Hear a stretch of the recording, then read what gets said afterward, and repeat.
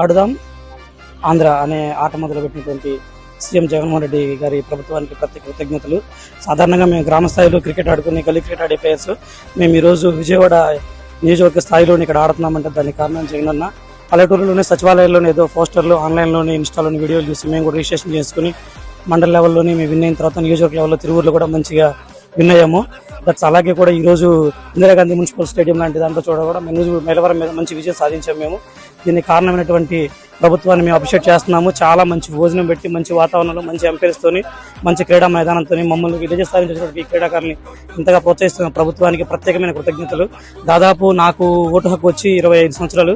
25 సంవత్సరాల్లో కూడా ఏ ప్రభుత్వం కూడా ఇలా గ్రామీణ స్థాయి క్రీడాకారులు ఈ రేంజ్కి తీసుకొచ్చి క్రికెట్ ఆడించింది లేదు. దానికోసం ప్రత్యేకంగా జగన్ అప్రిషియేట్ చేస్తున్నాను. ఆడుదాం ఆంధ్ర, ఇది అందరి ఆట.